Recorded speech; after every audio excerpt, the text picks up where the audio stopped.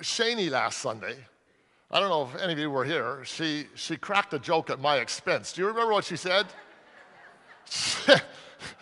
Those of you who are here are laughing already because you know what she said. She said Beth had just delivered this wonderful sermon, and it was a fabulous talk last Sunday that Beth gave. And Shani pipes up and says, yeah, but David Hart, she says, you remember his sermons. Like Beth's sermons I can understand. They made a lot of sense. This was absolutely brilliant. But when I left David's sermons, I never knew what the heck he was talking about.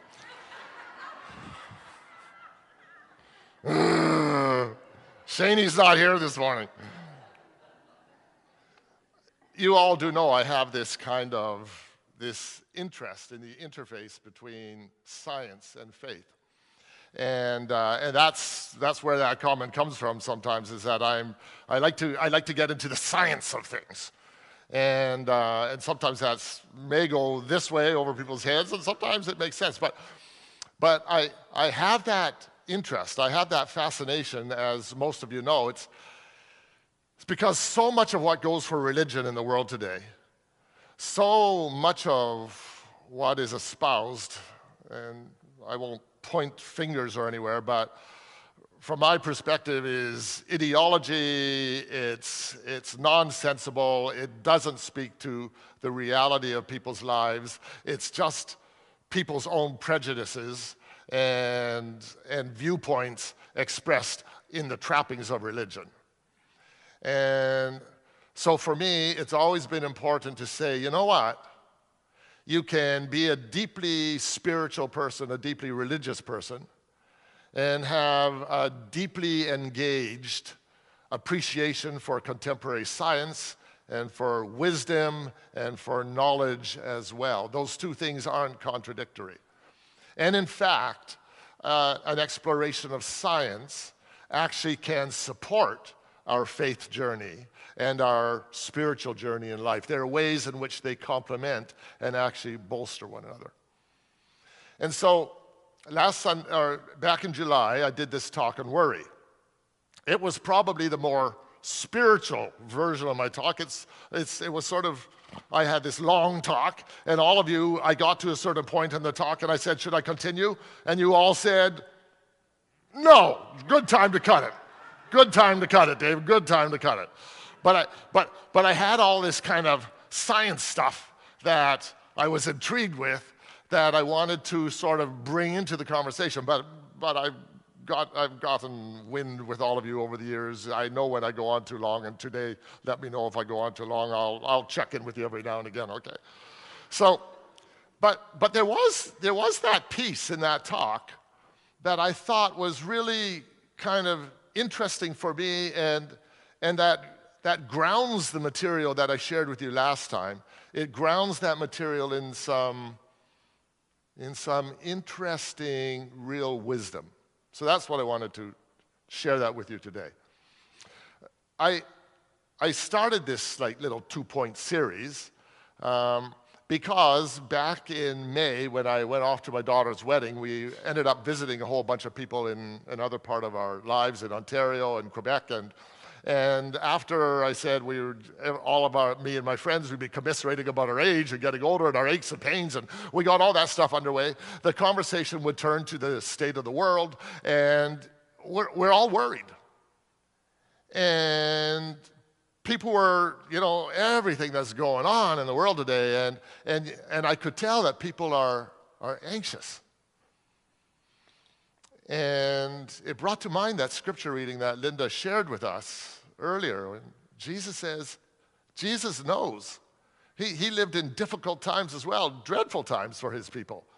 The Roman Empire was doing what another empire is trying to do to us today, right? The Roman Empire was doing that to Jesus' people. And people were worried in his day as well. And Jesus sees, as I said in those notes that Linda shared preceding the scripture reading this morning, how corrosive this constant kind of low-grade worry is in our lives, how it undermines our personal sense of well-being, our psychological and spiritual wholeness. That's what got me thinking about this whole business of worry in the first place. And I thought, I want to talk about this because it is the state of the world today. So that's where the last talk came from. And now today's talk is going to be that part of it that I hope grounds that message a little more deeply, shows how the science of worry, and there is a science behind worry, how the science of worry can actually help us to understand worry and maybe to reach beyond it in healthier and more deeply spiritual ways. So you ready? Little science thing here, okay? So neuroscience and neuroanatomy says that there is a structure in the brain. And it runs from the back of your head, it's sort of at the top of the head, it runs from the back of the head right up to the front of the head. And it's called the default mode network. If you put default mode network into Wikipedia, you'll say, whoa, I didn't know any of this stuff existed. This is amazing. So the default mode network is a structure in the brain, and it has linkages and connections to all the different parts of the brain, including the left and the right hemisphere, all of it. And the default mode network is a very interesting structure in the brain because the brain, we sometimes think that the brain is only really working when we're doing hard intellectual kind of work, right? When we're really focused on a task, when we're thinking about how to deal with CRA when our tax bill comes in, or we've got some conundrum at work, or we've got something really difficult that requires a lot of cognitive and intellectual ability. Then the brain is working really hard. But the actual truth of the matter is, this will be interesting for you, Jensen, the actual truth of the matter is that the brain is working all the time. And the brain is also working. Is the brain working when we're sleeping? It is. Good answer. How do we have dreams if the brain isn't working, right? So the brain is working even when we're sleeping. There's another time when the brain is working, but we don't normally think about it at all, right? That other time when the brain is working is when we're just going for a walk, out swimming, just getting up in the morning and having a shower, going for our coffee, playing with our friends. We don't think of the brain working at that point in time, but the brain is always engaged in times of intense work, but also in times of real kind of low-key, kind of when we're not thinking about anything in particular, but the brain is still at work. And what's going on, and this has all been, they can see this from, they do mapping exercises with the MRIs on the brain, right? So they put people in MRIs and they tell them to think about this or not to think about this, and they can see which parts of the brain light up. So this is research that shows which parts of the brain are working when the brain is doing certain kinds of things. And so the default mode network is a part of the brain that paradoxically lights up and becomes very active in those times when we're seemingly doing nothing and thinking about nothing at all.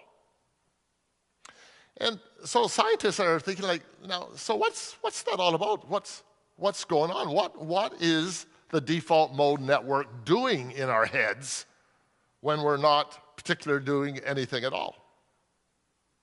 So what the brain is doing, what the default mode network is doing, it's creating chatter. Chatter. I bet you've never thought about chatter in the brain in this way before. Chatter. The brain is, when we're in this kind of low-key mode, constantly generating this like constant stream of chatter. And what is this chatter all about? So, see, normally when the brain is in this kind of low-key mode, we're not focusing on what's going on. We're not focusing on the chatter. The chatter it's just chatter. It's just going on in the background. But what neuroscientists have revealed is that chatter is always about primarily two things. Can you guess?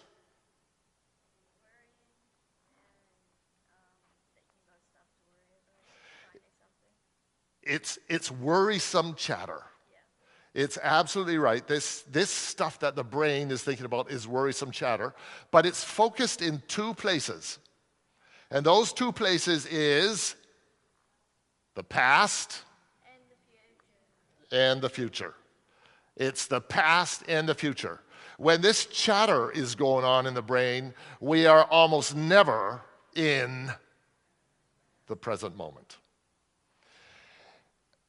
And as Jensen has shared with us, the quality of that chatter is almost predominantly, 70 to 90%, it's worrisome chatter.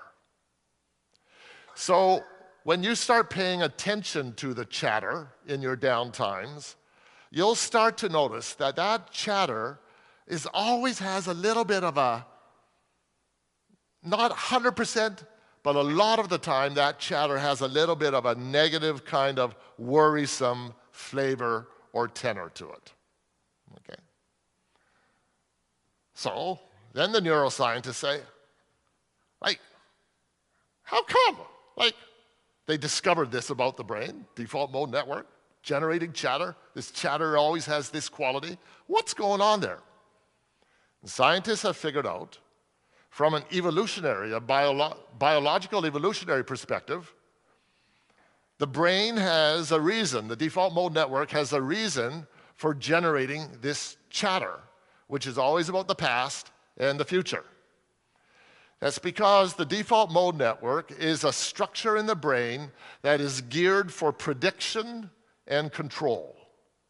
Prediction and control. So, you know when you're typing in your phones and you're typing a little message in your phone, right?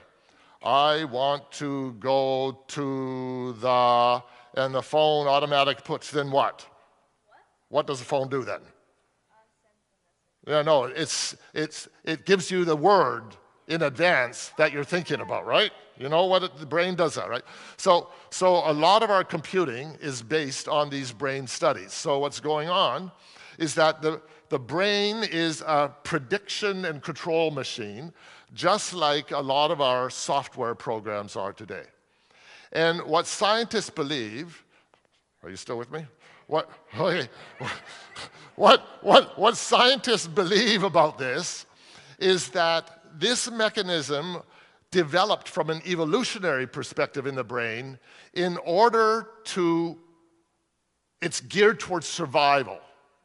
It's geared towards safety. So back in the savannah, you know, thousands of years ago, there's, you know, one of our ancestors is constantly thinking, right? They're walking through the savannah and they don't know everything's kind of safe, but the brain is thinking, lion.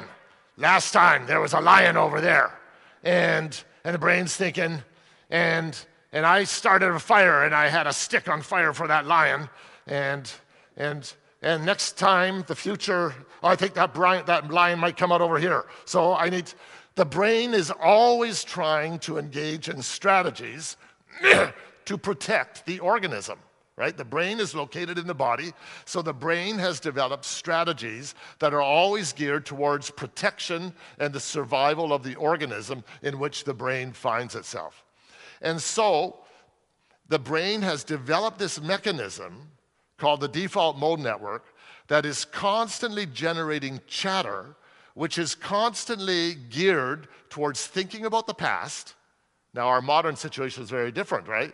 So in our modern situation, we're thinking about, I had a conversation with a colleague at work yesterday, and I was griping about the boss, and that's the undercurrent, right? And then you say, I hope she doesn't tell anybody about what I said, right? Past, future, past, reflecting. It's a form of ruminating. Do you know that word, ruminating? How many of you think that you don't do any ruminating? It's ruminating. We are constantly ruminating on the past in order to protect us for the future. That's the number one thing, the reason that scientists and anatomists think that the brain has developed this mechanism that is constantly introducing this chatter. And this chatter has this particular character, and this character is worrisome because as long as we're worried and on edge, we'll keep sharp in terms of protecting ourselves from future dangers and problems. There's another thing that this chatter does. The other thing this chatter does is as long as this chatter, even in the background, is constantly going, I'm thinking about this, I'm thinking about that, and you're washing in the shower and you're doing your stuff, or you're going for a walk, or you're running and you're listening to your AirPods, but this chatter is still going on in your brain and you're hardly aware of it. That chatter creates a sense of me inside my head. Because that chatter is always about who? It's always about me. That chatter is always about me and I, my problems, my struggles in the past, my hopes and dreams for the future. That's what we call the ego. The ego is this construct in the brain that is created by this chatter, and that gives us a sense of being a me inside this body. And as long as there's a sense of a me inside this body, there's a self, an ego, I want to protect that self and that ego. And so the brain continues spinning and spinning and spinning about ways in which to protect me.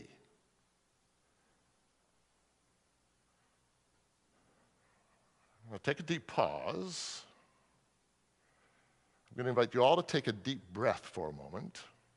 And try to hold that breath as long as you can. Okay? Deep breath. I don't want to cause a heart attack or anything, so if you don't want to do this, don't do this. But if you can, take a deep breath and hold it.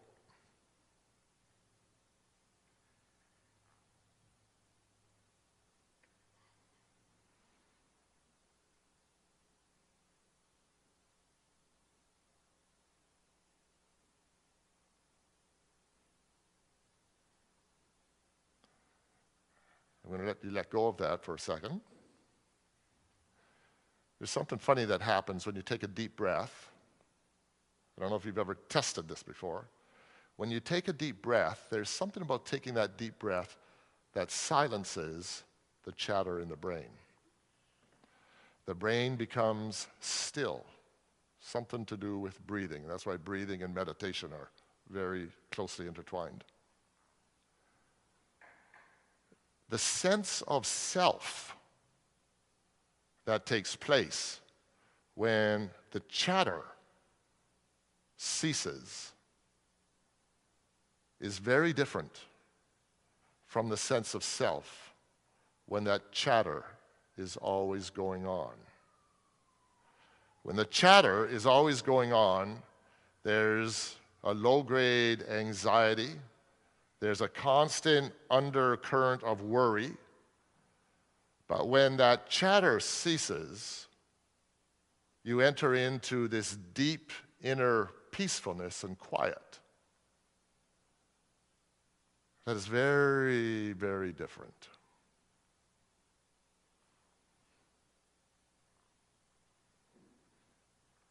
So why am I telling you all this?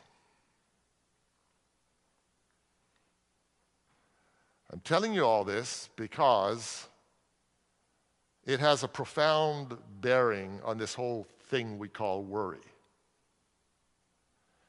And it helps us to engage strategies to perhaps release worry a little bit from our lives.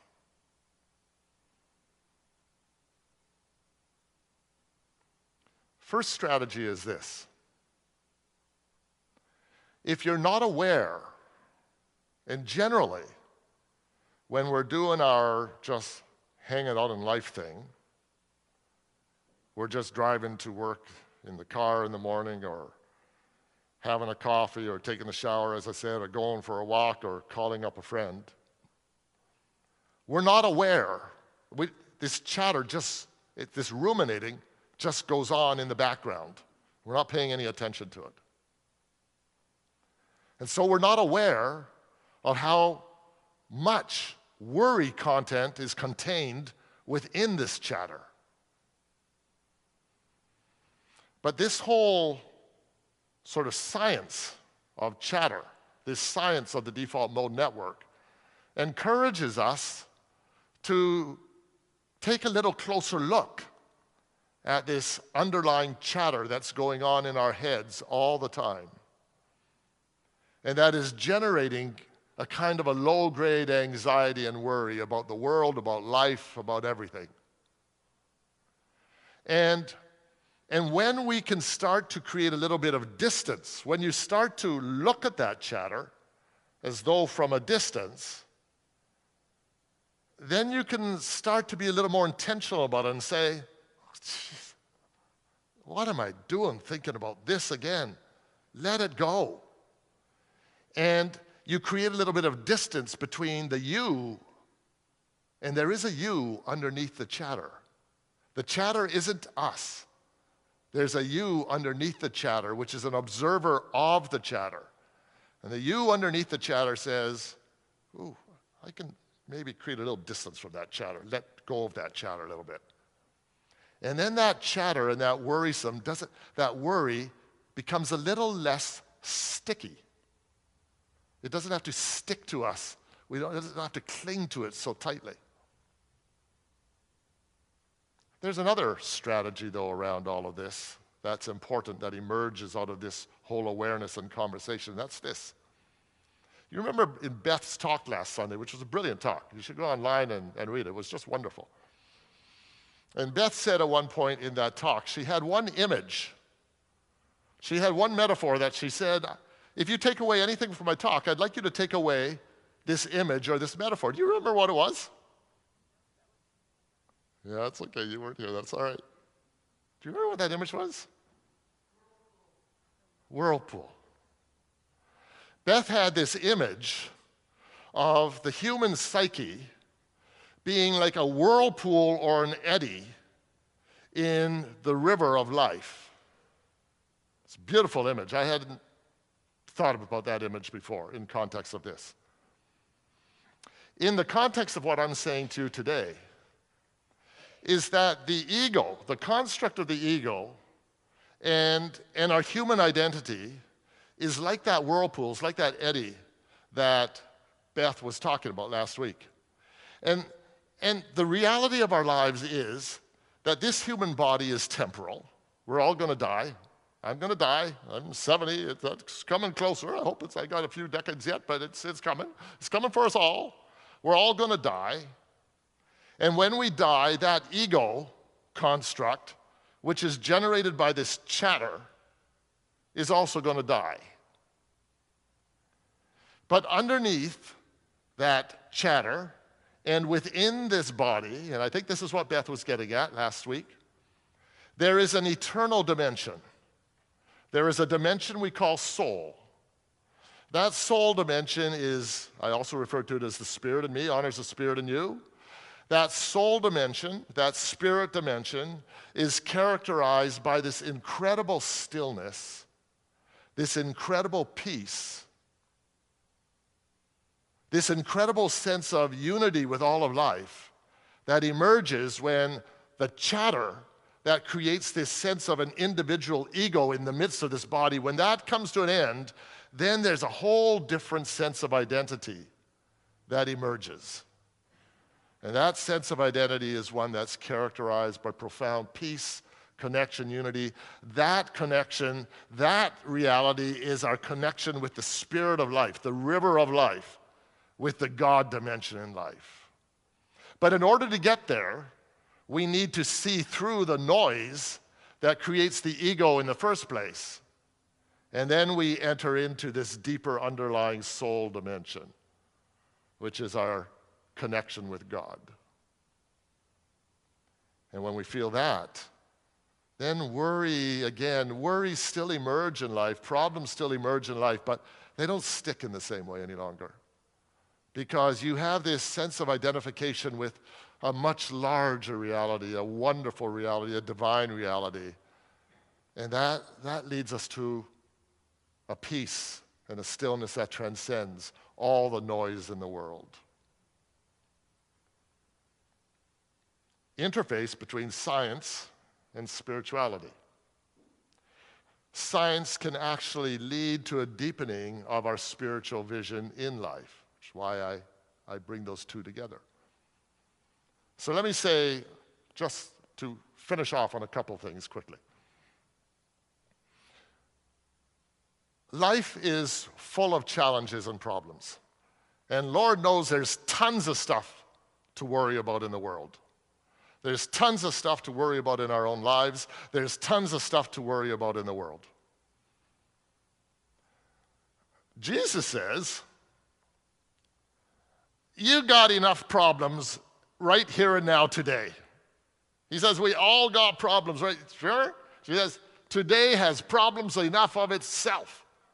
So stop worrying about yesterday. Stop worrying about tomorrow. Today has enough to occupy you.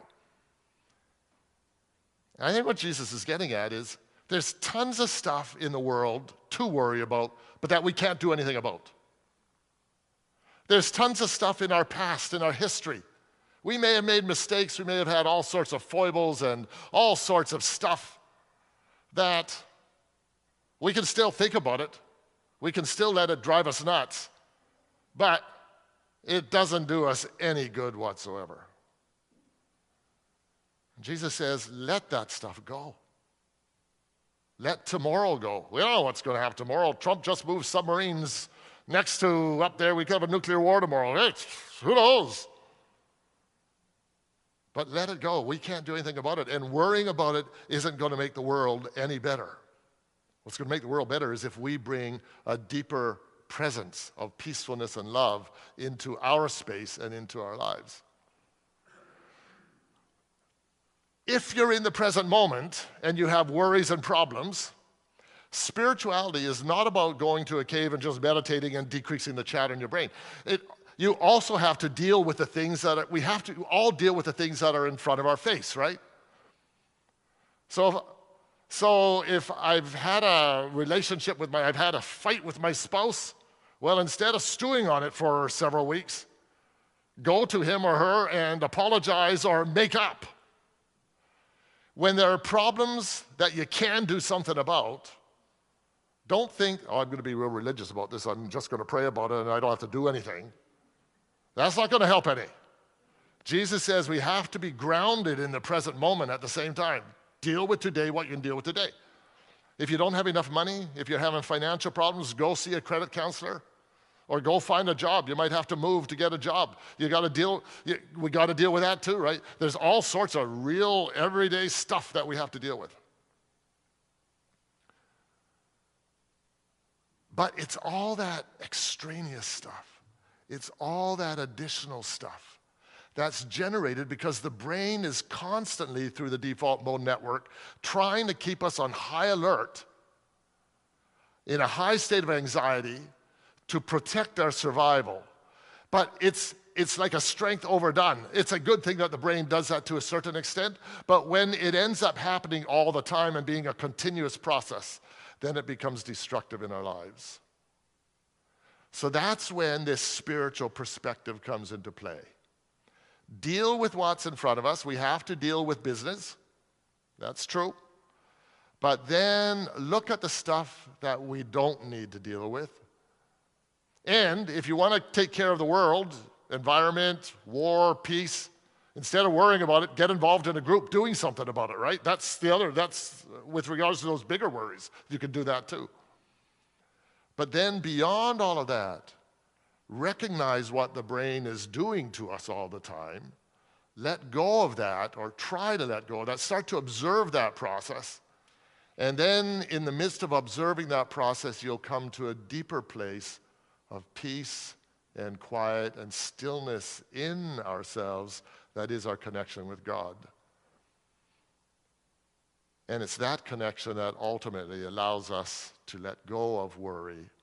Worry becomes less sticky. It still happens, but we can let it go more because we have this sense of connection with the divine.